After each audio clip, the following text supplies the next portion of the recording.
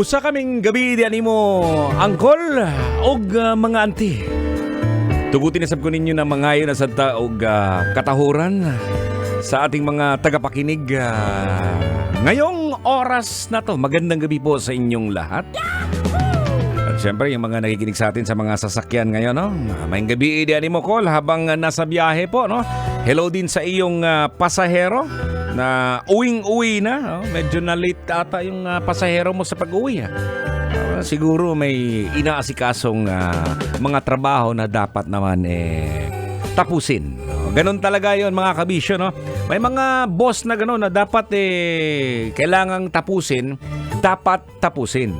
Oo, kailangan naman talaga kasi hindi naman natin alam kasi baka bukas hindi ka makapasok dahil nga sa mga kakulian nga di kapugnan. Diba? Anyways, good evening at sa mga nanonood po sa atin sa ating Facebook Live sa Love Radio Manila. Mayong gabi Luzon, Visayas at Mindanao. Sa mga OFW po natin, hello po sa inyo. Welcome po sa ating programang Totoy na Lab. Ayan, syempre naman, nabanggit po natin kanina mga kabisyo, no? Sa ating unang oras pa natin, napag-usapan po natin yung mga bagay-bagay na natatanggap po nung bata pa po tayo. At dahil tiningnan ko doon dito, no? Habang tinitingnan ko yung date ngayon, 29 ngayon, bukas 30, we only have 26 days before Christmas. Saya-saya, no? Marami po tayong mga matatanggap pa. Yahoo! Yan, siyempre, no? Dahil nga malapit ng Pasko at saka gusto kong pag-usapan ito, no? Magkaiba man tayo ng probinsya siguro kung ikaw nung kabataan mo nasa probinsya ka, Kol, diba? Si auntie naman nasa isang malaking syudad. Pero kahit papaano meron po tayong may dagdag o kaya naalala nung kabataan po natin, no? Na kung saan yung mga natatanggap po natin na mga regalo tuwing Pasko. Ayan. Kaya oras na po tayo na dapat alamin po natin kung ano ba talaga ang kahulugan ng regalo, mga kabisyo. Ayan. So pag sinabi mong regalo, marami pong pwedeng maging regalo. Depende sa taong bibigyan mo at okasyon. Ayan. So ibig sabihin ngayon, pinag-uusapan natin ang Pasko, Christmas. Alam mo na kung anong dapat ibigay mo. Ayan. Eto, batay sa ating pananaliksik, mga kabisyo, ang regalo ay isang bagay. Yan, isang bagay. Pwede din karanasan o pagpapahalaga na ibinibigay sa isang tao sa iba nang walang hinihintay na kapalit. Narinig nyo na, ha? Regalo. Tapos sasabihin, ano bang regalo mo, Toy?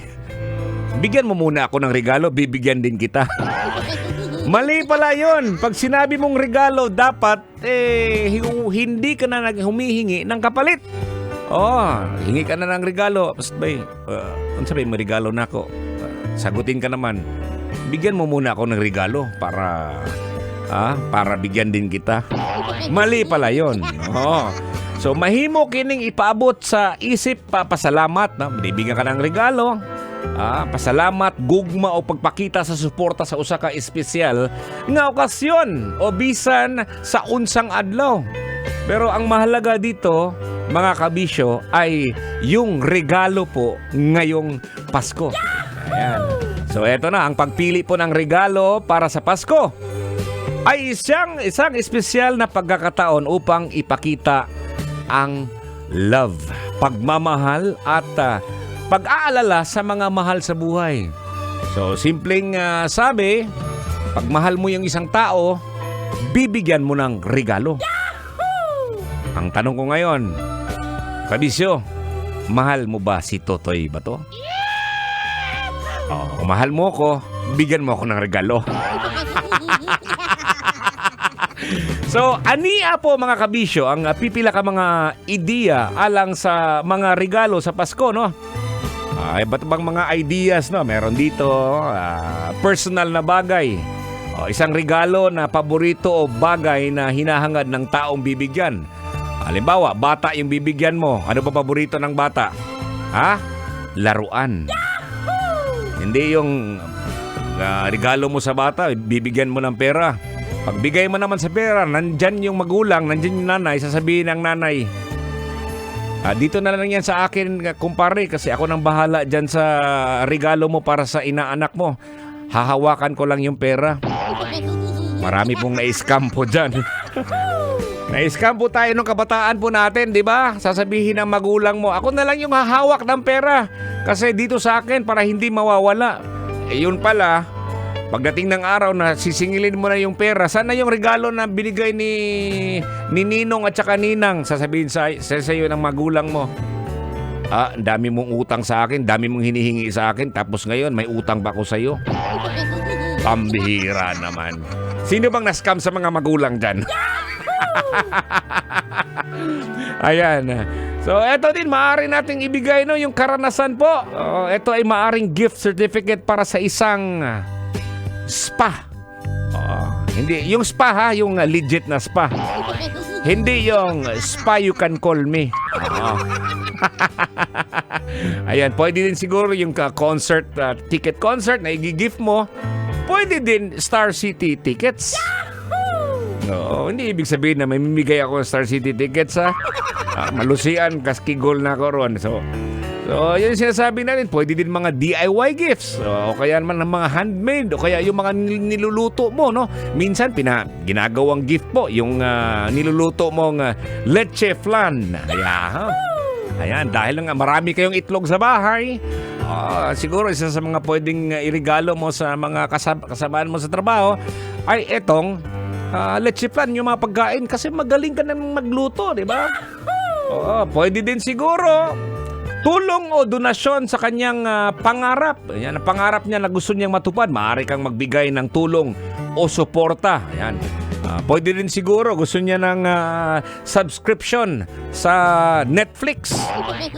Pwede mo ibigay sa kanya. Ito, meron kang subscription 1 month. Okay na yon, regalo na yon.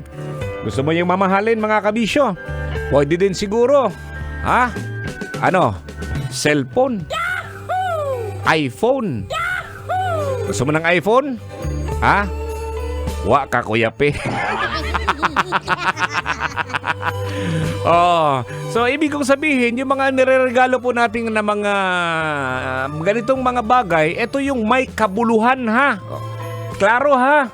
Ibigay mo rin ang regalong may kabuluhan para sa tao. Ayan.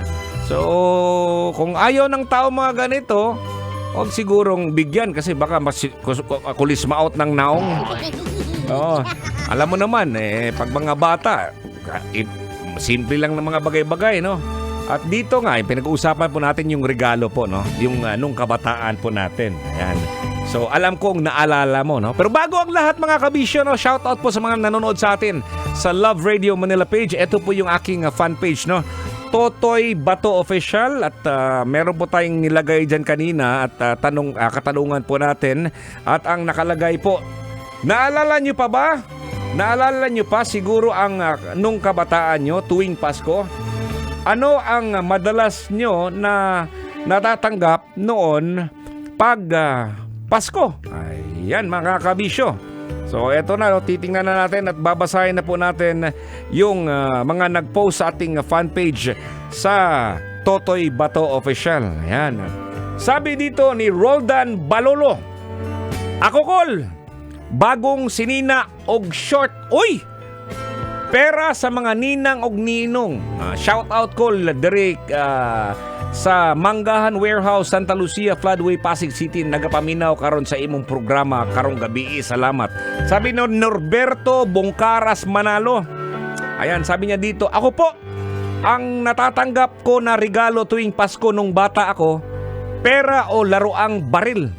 Shout out po, grab po ako, angkol at sa nanay at tatay ko sa Yuok, Buenavista, Marinduque. Salamat po from Morong, Rizal. Ayan. Sabi ni Jobert Vertudaso, pera at damit Kol. Tama din naman yun, no? Pag bata ka pa, bibigyan ka na ng damit, okay yun. Matutuwa talaga yung mga magulang mo. Siyempre, may kasamang pera. Ang gagawin ng magulang, especially sa mga nanay, ha? Huwag kang magalit, nay, ha? Ako din, na-scam din ako sa mga nanay. akong may masamang na feeling sa mga nanay. Hindi naman. Marami pong na-scam yan sa mga nanay, sasabihin sa'yo, ako lang bahala sa pera kasi itatago ko yung pera. Pag sinisingil mo na kung sana yung gift na galing sa ninong at saka ninang mo, sasabihin sa'yo, ikaw yung mas may utang sa akin. Pambihira na scam na naman. Sabi ni Edwin Pimentel, laruan na paputok.